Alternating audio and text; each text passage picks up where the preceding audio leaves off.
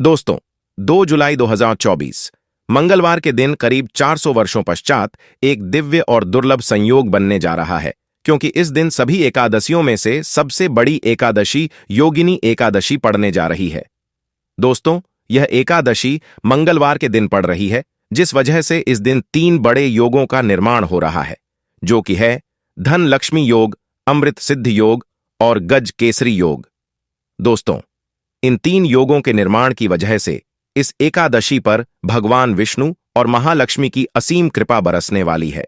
और यदि इस दिन आप चुपचाप किसी को बिना बताए स्वास्थ्य से जुड़ा यह अचूक उपाय कर लेते हैं, तो आपकी सभी समस्याओं का हल संपूर्ण रूप से हो जाएगा। दोस्तों, एक साल में करीब 24 एकादशी पड़ती है और 2 जुलाई को पड़ने वाली एकादशी सभी एकादशियों में सबसे बड़ी मानी जाती है। दिन स्वास्थ्य से जुड़ा यह अचूक उपाय आपकी हर परेशानी को हल कर देगा, चाहे वह धन को लेकर हो या सेहत या संतान की प्राप्ति को लेकर। इसीलिए दोस्तों, वीडियो को आखिरी तक जरूर देखें। और दोस्तों, यदि आप भी अपने जीवन में भगवान श्री हरि विष्णु की कृपा पाना चाहते हैं, तो इस वीडियो को लाइक करके कमेंट में जय श्री हरि जय माम लक्ष्मी लिखना ना भूले। दोस्तों, हर साल आषाढ़ मास के कृष्ण पक्ष की एकादशी तिथि को योगिनी एकादशी मनाई जाती है। योगिनी एकादशी का दिन श्री हरि विष्णु को समर्पित है। इस दिन जगत के पालनहार श्री हरि विष्णु अपनी 4 महीने की योग्य निद्रा से जागते हैं। इसके पश्चात से ही सभी मांगलिक कार्य आरंभ हो जाते हैं। इसके अलावा योगिनी एकादशी भगवान विष्णु को प्रसन्न करने के लिए भी बेहद उत्तम मानी जाती है। इस दिन भगवान विष्णु को प्रसन्न करने के लिए कुछ लोग व्रत रखते हैं और पूजा करते हैं। इस दिन सच्ची श्रद्धा और भक्ति भाव से भगवान विष्णु की पूजा करने से सभी मनोकामना पूर्ण होती है। दोस्तों, स्वास्थिक अत्यंत प्राचीन काल भारतीय संस्कृति में कल्याणकारी चिन्हित समझा जाता है, इसीलिए कि किसी भी शुभ काम को करने से पहले स्वास्थिक चिन्ह अंकित करके उसका पूजन किया जाता है। मान्यता है कि ऐसा करने से कामों में सफलता मिलती है, क्योंकि स्वास्थिक का चिन्ह को शुभता का चिन्ह समझा जाता है। इस तरह स्वास्थ्य का अर्थ अच्छा या मंगल करने वाला ऐसा बताया गया है। में वर्णित है स्वास्थिक सर्वदा रुद्र, अर्थात सभी दिशाओं में सबका कल्याण हो। इस तरह स्वास्थ्य एक शब्द से किसी व्यक्ति या जाति विशेष का नहीं, परंतु संपूर्ण विश्व के कल्याण या वासुदेव की भावना निहित है। किसी भी शुभ काम को करने से पहले गणेश जी का नाम लेते हैं, और हिंदू धर्म में स्वास्थिक को गणेश जी का भी प्रतीक समझा जाता है। वैसे तो किसी भी शुभ काम को पहले स्वास्थिक बनाकर ही थाली में रखते हैं और पूजा करते हैं, क्योंकि ऐसा करने से में खुशियां बढ़ती हैं। स्वास्थिक में 4 तरह की रेखाएं होती हैं और इनका आकार भी एक समान ही होता है। ऋग्वेद की भाषा में स्वास्थिक को सूर्य का प्रतीक समझा गया है और उसकी 4 भुजाओं को उपमा दी गई है। पौराणिक मान्यता है कि 4 दिशाओं यानी पूर्व पश्चिम उत्तर दक्षिण की ओर यह 4 भुजाएं इशारा करती हैं, और हिंदू धर्म में इनको 4 वेदों से जोड़कर भी कहा जाता है, यानी ऋग्वेद, यजुर्वेद, अथर्ववेद और सामवेद। स्वास्थिक की 4 रेखाएं सृष्टि से रचनाकार भगवान ब्रह्मा के 4 सिरों को दर्शाती हैं, और 4 पुरुषार्थ यानी 4 आश्रम, 4 लोग यानी ब्रह्मा, विष्णु, महेश और गणेश की तुलना भी की गई है। इसके मध्य में जो बिंदु है भगवान विष्णु की नाभि मानी जाती है, जिसमें से भगवान ब्रह्मा प्रकट होते हैं, और स्वास्तिक की 4 रेखाएं एक घड़ी की में चलती हैं, जो संसार की सही दिशा में चलने का चिन्ह है। यह है स्वास्तिक महत्ता। इस एकादशी के दिन घर के मुख्य द्वार पर शुभ मंगल चिन्ह हट, जिन्हें स्वास्थिक स्वरूप बनाए चावल और कुमकुम की सहायता से बना सकते हैं। चावल और हल्दी के घोल से बना सकते हैं, या फिर कुमकुम यानी सिंदूर और भी सिंदूर और तेल मिलाकर के भी बना सकते हैं। ऐसा करने से वास्तु दोष दूर हो जाता है। इससे मनोकामना की पूर्ति हो जाती, घर से क्लेश कलह बेचैनी दूर हो जाती है। तंत्र मंत्र क्रिया से भी रक्षा होती है। इसे शुभ काम के पहले अंकित किया जाता है, क्योंकि स्वास्थिक को मान सम्मान, सफलता और उन्नति का प्रतीक समझा जाता है। स्वास्थिक हर दिशा से देखने पर एक ही सम्मान लगता है। आपने उल्टा स्वास्थिक भी देखा होगा, परंतु उल्टा स्वास्थिक के उपाय अलग होते हैं और सीधे स्वास्थिक के उपाय अलग होते हैं।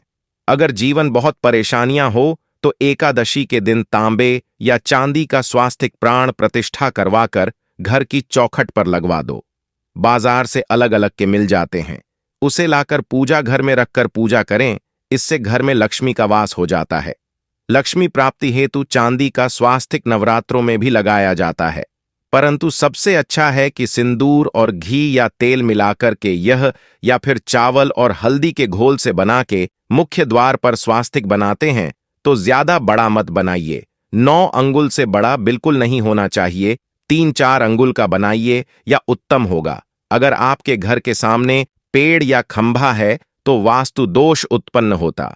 ऐसे में वास्तु दोष के प्रभाव को स्वास्तिक रोकता है। स्वास्तिक का चिन्ह देवता को प्रसन्न करने के लिए खासकर बनाया जाता है। एकादशी तिथि पर आप थाली में या चौकी पर स्वास्तिक बनाकर उस पर मूर्ति रखते हैं तो देवता प्रसन्न हो जाते हैं।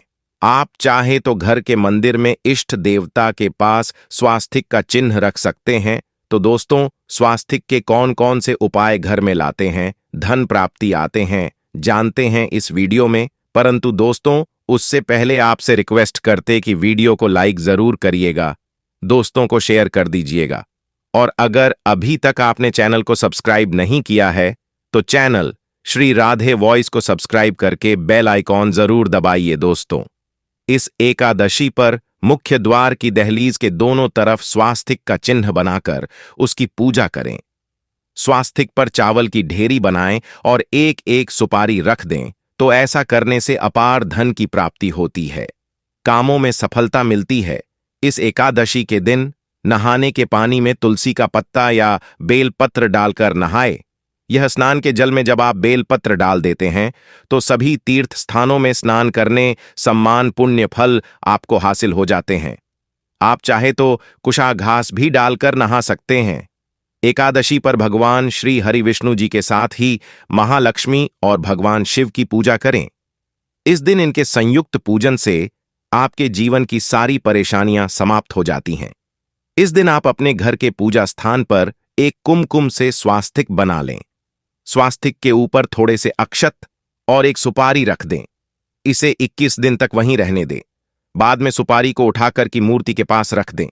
21 दिन तक यह बने रहने से आपके जीवन में कभी धन की कभी कमी नहीं होती। इस एकादशी पर आप यह उपाय कर लेंगे तो लंबे समय तक यह आपको लाभ देता रहेगा। पितरों की कृपा पाने के लिए भी स्वास्तिक काम आता है। इसके लिए स्वास्तिक का चिन्ह है, घर के मुख्य द्वार के गोबर से बनाना चाहिए। इससे घर की सुख शांति बनी रहती, पितरों की कृपा बरसती है। दोस्तों, कहा जाता है कि एकादशी के दिन पीपल की जड़ में अगर 1 लोटा जल में 1 छुटकी काले तिल और थोड़ी सी शक्कर डालकर जल अर्पित करें तो इससे पितृदेव की विशेष कृपा मिलती है और धन लक्ष्मी भी प्रसन्न हो जाती है। धन दौलत सुख समृद्धि यश मान सम्मान में वृद्धि होती चली जाती है। अगर आपकी कोई विशेष मनोकामना है, उस मनोकामना की पूर्ति के लिए आप एक विशेष उपाय कर सकते हैं। दोस्तों, कई बार लंबे समय तक हम किसी मनोकामना को लेकर चलते हैं, प्रयासों बाद भी पूर्ण नहीं हो पाती। ऐसे में एकादशी के दिन आप आसपास के किसी भी मंदिर में जाकर मंदिर की दीवार पर सिंदूर से उल्टा स्वास्तिक बना दें। मनोकामना पूर्ति की प्रार्थना भगवान से करें, जरूर पूर्ण हो जाएगी। और जब आपकी मन्नत पूरी हो जाए तब जाकर वहीं पर सीधा स्वास्तिक बना दें और भगवान को धन्यवाद दें। इस एकादशी पर भगवान श्री हरि की पूजा करेंगे तो उन्हें 2 हल्दी की गांठें जरूर अर्पित कीजिए और बाद में हल्दी की गांठ को पीले कपड़े में लपेटकर तिजोरी में रख दें। आपने पहले भी हल्दी की गांठें रखी है तो उसको ही वापस रख दें। दोस्तों, एकादशी पर विष्णु जी की पूजा में उन्हें केसर कमल का पुष्प के लिए गेंदे का फूल अर्पित करें। जिस थाल को आप गन्ने से बजाएंगे उस थाल में भी सिंदूर से एक स्वास्तिक का चिन्ह जरूर बना लें। उस स्वास्थ्य के दोनों तरफ 2 खड़ी रेखाएं भी। फिर उस थाली को हुए प्रभु को जगाए मंगलाचार कीजिए।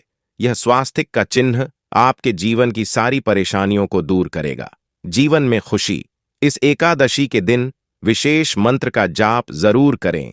आप मंत्र का जाप कर सकते हैं या फिर विष्णु जी के महामंत्र ओम नमो भगवते वासुदेवाय नमः मंत्र का जाप कर सकते हैं।